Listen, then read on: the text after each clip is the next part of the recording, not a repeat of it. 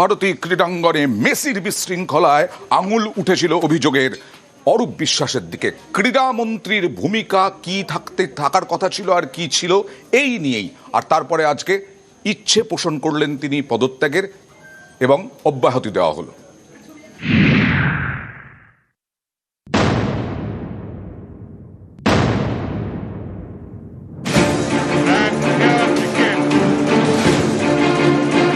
শনিবার যুব ভারতীতে মেসি, প্রায় সারাক্ষণ তার পাশেই দেখা যায় ক্রীড়ামন্ত্রী অরূপ বিশ্বাসকে।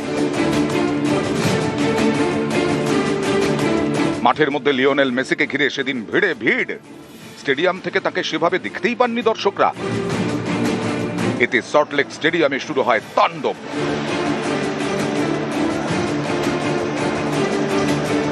ক্রীড়ামন্ত্রীর বিরুদ্ধে অনেকেই ক্ষোভ উগড়ে দেন।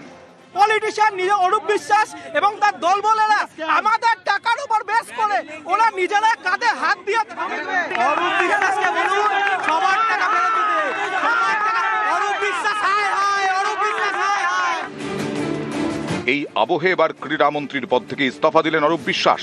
মুখ্যমন্ত্রীকে দেওয়া চিঠিতে তিনি লিখেছেন, মেসির কলকাতা সফরে যুব ভারতী ক্রীড়াঙ্গনে তৈরি পরিস্থিতির পরিপ্রেক্ষিতে তদন্ত কমিটি গঠন করা হয়েছে। নিরপেক্ষ তদন্তের স্বার্থে ক্রীড়ামন্ত্রী হিসেবে তিনি অব্যাহতি চাইছেন। অব্যাহতি চেয়ে অরূপ বিশ্বাসের আবেদন মঞ্জুর করেছেন মুখ্যমন্ত্রী। মমতা বন্দ্যোপাধ্যায় জানিয়েছেন, নিরপেক্ষ তদন্ত যতদিন চলবে ততদিন তিনি ক্রীড়া দফতরের দায়িত্বে থাকবেন। শনিবার মেসির শোয়ে চূড়ান্ত বিশৃঙ্খলা, এর দায় কার? উত্তর পেতে সেদিনই 3 সদস্যের তদন্ত কমিটি গঠন করে দেন মুখ্যমন্ত্রী। সেই কমিটি তাদের প্রাথমিক রিপোর্টে জানিয়েছে, উদ্যোক্তা পুলিশের পাশাপাশি গাফিলতি ছিল ক্রীড়া দফতরেরও।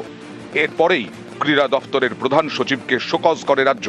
এই আবহেই ক্রীড়ামন্ত্রীর পদ থেকে ইস্তফা অরূপ বিশ্বাসের। নিউজ 18 বাংলা। মেসি বিশৃঙ্খলায় ফের রাজ্যকে তো বিরোধী দলনেতার। ক্রীড়ামন্ত্রীর গ্রেফতারির দাবি শুভেন্দু অধিকারী। আর যুব ভারতীর বিশৃঙ্খলা নিরপেক্ষ তদন্তে রাজধর্ম পালন করেছেন মুখ্যমন্ত্রী। মন্তব্য তৃণমূল মুখপাত্র কুণাল ঘোষের।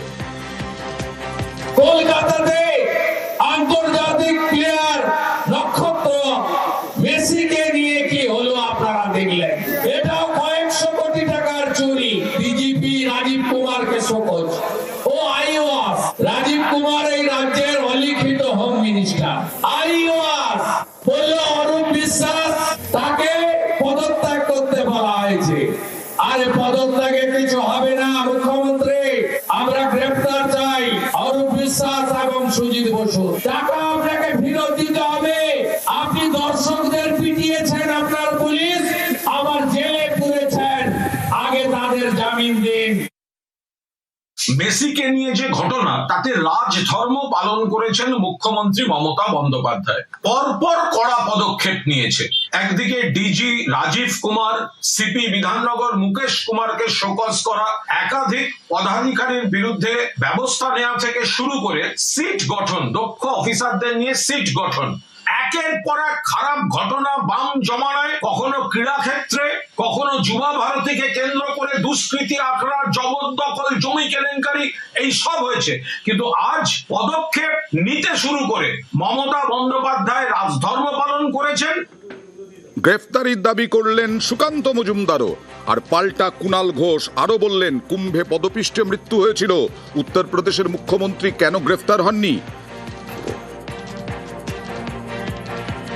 পদত্যাগপত্র অ্যাকসেপ্ট করে কি হবে? জেলে পাঠাতে হবে। শতদ্রু যদি জেলে যায় তাহলে এ কেন যাবেন? শতদ্রু তো বলে আসল মালিক তো সুদীপ ঘোষ এবং অরূপ বিশ্বাস, এই দুজনকে জেলে যেতে হবে। ডিজিপি যদি দায়ী হয়, অর্থাৎ পুলিশের ব্যর্থতা যদি হয়, তাহলে সেই পুলিশি ব্যর্থতার জন্য কি পুলিশ মন্ত্রী দায়ী হবেন না? তাহলে মুখ্যমন্ত্রীকেও তাহলে শোকজ করা উচিত। লজ্জায় মাথা কাটা গেল। মুম্বাই পারলো, দিল্লি পারলো, হায়দ্রাবাদ পারলো, আমরা পারলাম না। তাদের একটাই সাজা হতে পারে, সেটা হচ্ছে অ্যারেস্ট।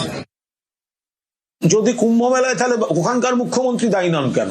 ওখানে তো মৃত্যুর মিছিল। বিজেপি যাতে রাজনীতি করতে পারে সেই জন্য পরিকল্পিত বিশৃঙ্খলা করানো হয়েছে কিনা। কারণ কলকাতায় মেসিকে ঘিরে পুরো কেন্দ্রীয় বাহিনী এবং প্রাইভেট অর্গানাইজারদের ভাড়া করা সিকিউরিটি বাহিনী, যাতে মানুষ দেখতে পাচ্ছিলেন না মেসিকে। হায়দ্রাবাদ, মুম্বাই আর দিল্লিতে মেসির পাশে কোনো সিকিউরিটিই নেই, মানুষ পরিষ্কার দেখতে পেলেন। তাহলে কি এটার পেছনে কোনো উদ্দেশ্য প্রণোদিত প্লট ছিল? সেই জন্যই সুকান্ত বাবুরা তার সুযোগ নিয়ে এই ধরনের কথা বলছেন।